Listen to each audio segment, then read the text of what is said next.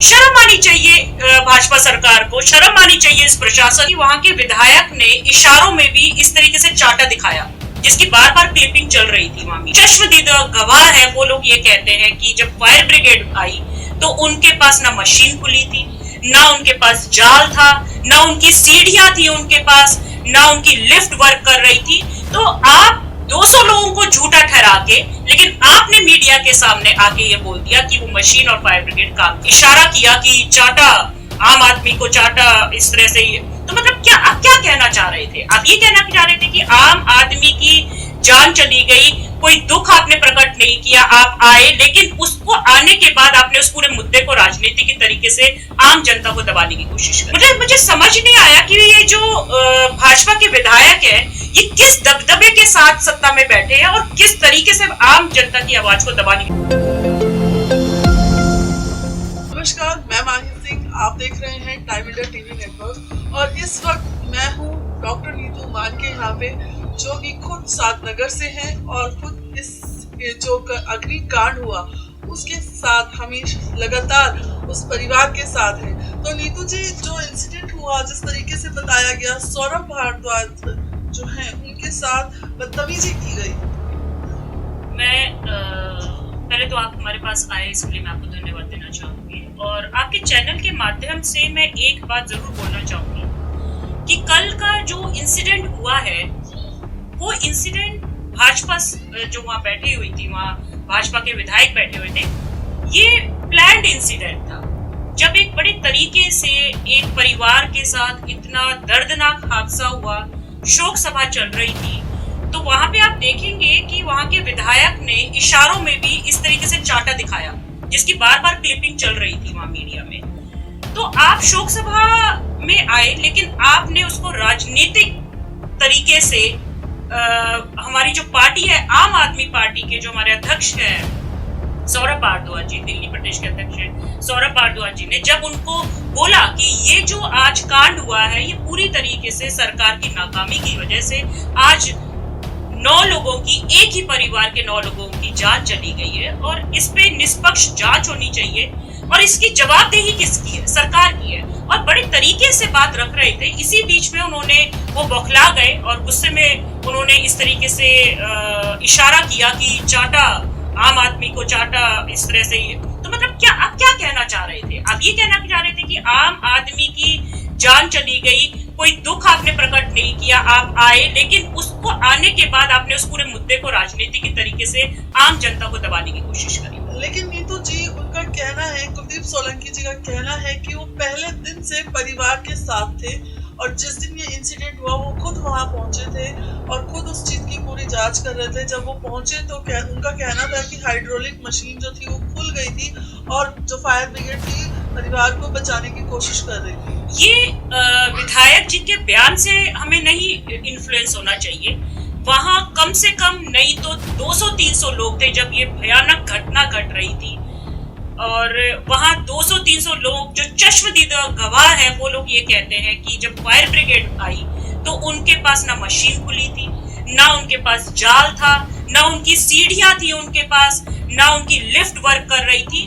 तो आप 200 लोगों को झूठा ठहरा के, लेकिन आपने मीडिया के सामने आके ये बोल दिया कि वो मशीन और फायर ब्रिगेड काम कर रही थी। फायर ब्रिगेड मशीन पहुंची और आपकी प्रशासन की नाकामी की वजह से आज 9 लोग, एक ही परिवार के, अपने बेगुनाह जान चली गई उनकी, और आपको जवाबदेही के तौर पे आप झूठ बोलना आपने प्रेफर किया। शर्म आनी चाहिए भाजपा सरकार को, शर्म आनी चाहिए इस प्रशासन को। लेकिन खुद उनका कहना है कुलदीप सोलंकी जी का कि उनके ऊपर खुद बदसलूकी की गई है, लात चलाए गए हैं, थप्पड़ चलाए गए हैं।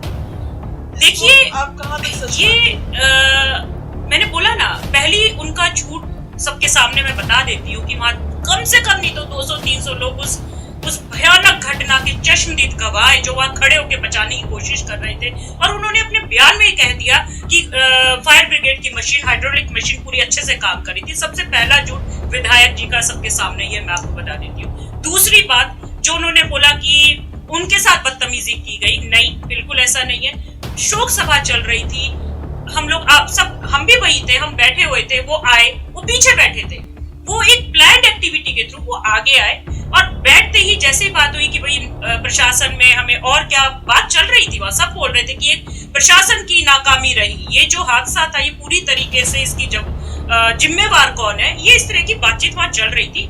वो बौखला गए और बौखलाते हुए अपनी क्लिपिंग देखी, उन्होंने चाटे का इशारा किया। तो मतलब आप ये कह रहे थे कि आम आदमी की आवाज को आप अपनी दादागिरी से मतलब दबा देंगे, या आप ये दबदबा दिखाना चाह रहे थे कि भाजपा सरकार को अगर सत्ता में लोगों ने, आम जनता ने बैठा दिया तो आप क्या गुंडागर्दी पे उतर आएंगे? मुझे समझ नहीं आया कि ये जो भाजपा के विधायक हैं ये किस दबदबे के साथ सत्ता में बैठे हैं और किस तरीके से आम जनता की आवाज को दबाने की कोशिश कर रहे हैं। लेकिन आज उन्होंने अपनी एक प्रेस कॉन्फ्रेंस में कहा कि अगर ये हादसा, जब ऐसे हादसे तो आम आदमी पार्टी के भी राज में हुए हैं, कि जिस तरीके से आप गुटखा का केस देख लीजिए जिसमें 25 एक फैक्ट्री में 25 लोगों की मौत हुई थी, और जिस एजुकेशन हब जो था जिसको कहा जाता है साउथ कैंपस में, वहाँ पर जल भराव होने की वजह से, बारिश का पानी भरने की वजह से भी वहाँ पे मौतें हुई थी। तो इस पर आप क्या कहेंगे? मैं बोलना चाहूंगी कि बेशर्मी की भी ना एक हद है आप लोगों की। मतलब आप ये कहना चाह रहे हैं कि आम आदमी पार्टी की सरकार में इस तरह का, तो आम आदमी पार्टी ने प्रशासन के ऊपर जो कार्रवाई की आपने वो जिक्र तो नहीं किया, आपने जो बदलाव किए गए आम आदमी पार्टी में आपने वो जिक्र तो नहीं किया। तो आप ये कहना चाह रहे हैं कि अगर आपने इस शासन काल में ऐसा हुआ तो हमने ऐसा कर दिया। मतलब आपको बेशर्मी की भी हद है आपकी।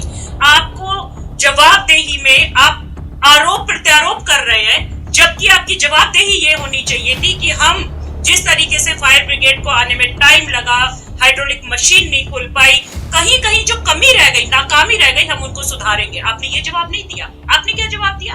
आपने भी तो किया। तो क्या मतलब आप प्रत्यारोप से आरोप प्रत्यारोप को आगे लाके अपनी नाकामी को छुपा रहे हैं? ये सीधा जवाब मेरा विधायक जी को जाता है अब कि आप झूठ बोल के अपनी नाकामी को छुपा रहे हैं, आप आरोप प्रत्यारोप से अपनी नाकामी को छुपा रहे हैं। ये सारा जो हादसा रहा, कहा जाता है कि वो खुद एक कार्यकर्ता है आम आदमी पार्टी के, राजेंद्र कश्यप जी, तो उन्होंने भी जब उनको पड़ोसियों ने बताया, कहा जाता है, हमने भी वो चीज नहीं देखी, हमें भी जो पड़ोसियों ने, चश्मदीद गवाहों ने बताया कि 1 घंटे तक लोग छज्जे पर रहकर चिल्लाते रहे, बौखलाते रहे, लेकिन जो फायर ब्रिगेड नीचे खड़ी थी वो उस चीज को बचा नहीं पाई है, और ना तो उनके पास नेट था। तो आप इस जो सिस्टम है दमकल केंद्र के लिए, आप क्या कहेंगे? मैं यही कहना चाहूंगी। देखिए, मैं आपसे अभी थोड़ी देर पहले मैंने आपको बताया कि जो विधायक जी बोल रहे थे कि हमारी कोई नाकामी नहीं है, फायर ब्रिगेड टाइम से आ गई थी, सारे उपकरण काम कर रहे थे, जबकि आपका चैनल ये बता रहा है, वहां जितने लाइव चैनल्स भी थे,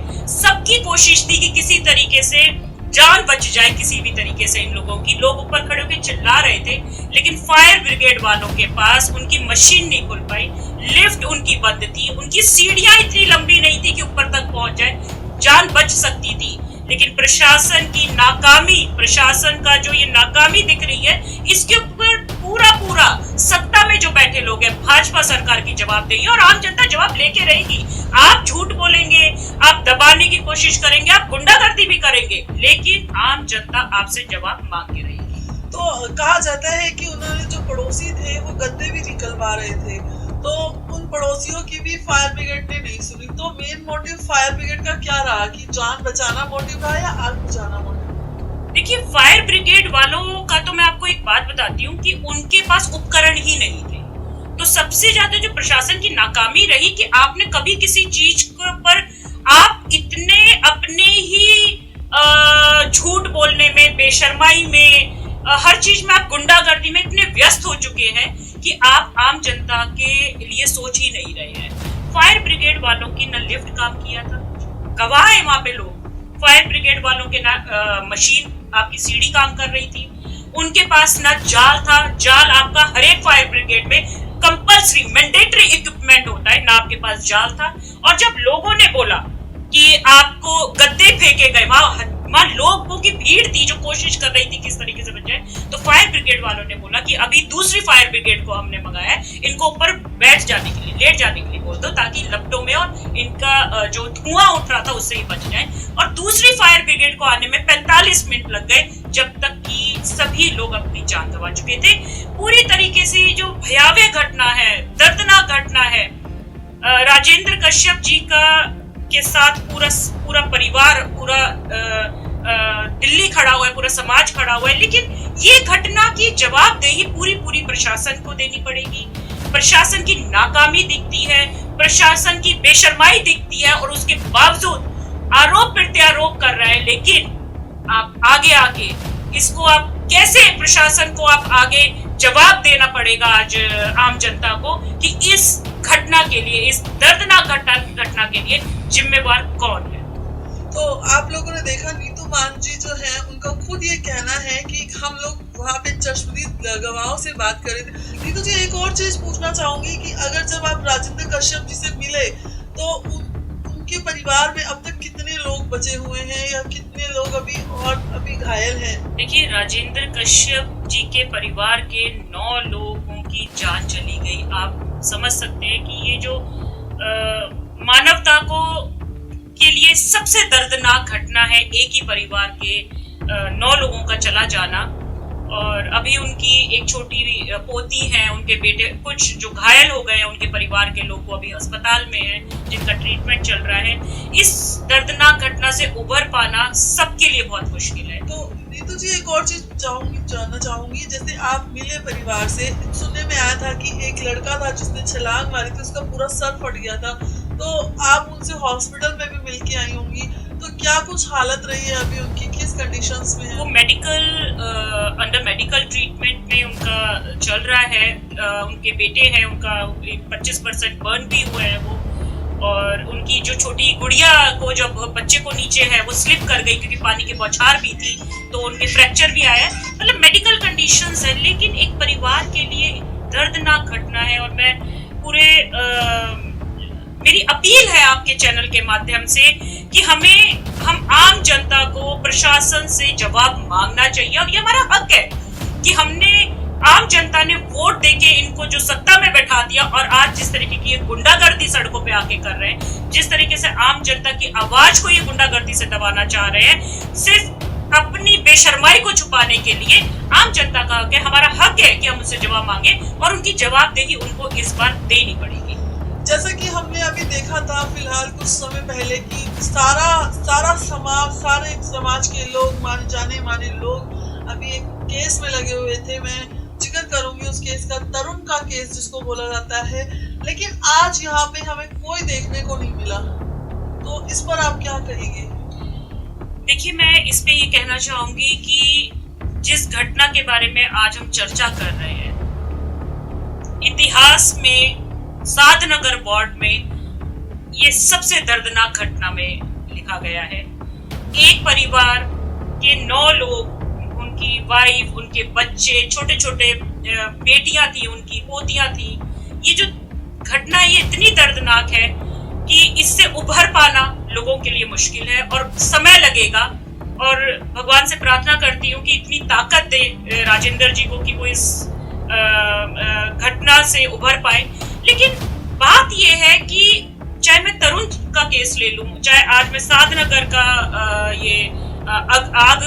अग्निकांड का ये केस ले लूं, मैं आपसे बस पूछना चाहूंगी प्रशासन से कि प्रशासन की जवाबदेही किसी भी मुद्दे को लेके आगे क्यों नहीं है। अगर कोई आम जनता उनसे कोई प्रश्न पूछती है तो वो झूठ बोलते हैं, सीधा सीधा झूठ बोल देते हैं, या फिर वो अगर वो झूठ बोलना उनका पकड़ा जाता है तो वो गुंडागर्दी कर देते हैं, वो इशारों से चाटा दिखाते हैं। अब आप जनता की आवाज को दबाने की कोशिश कर रहे हैं, या आप इतने ज्यादा बेईमान हो चुके हैं अपनी राजनीति को करते करते कि आपको एहसास ही नहीं है कि आप के साथ जो ये दर्दनाक घटना घटी है, मानवता को शर्मसार करने वाली जो घटना घटी है, क्या आप इस पे जवाब देने के लिए ठीक नहीं है? और उसके बावजूद देखिए कि अगर उनसे आप लोगों ने भी पूछा तो वो इसके प्रशासन की नाकामी को एक्सेप्ट करते हुए वो ये कहते हैं कि आरोप प्रत्यारोप को खेलना शुरू कर दिया। तो इससे ज्यादा बेशर्माई तो भाजपाइयों के लिए हो नहीं सकती, मैं तो यही कहना चाहूंगी। और आम जनता के लिए बोलना चाहूंगी कि हक है हमारा जवाब मांगना, क्योंकि आप लोगों ने उनको वोट दिया है।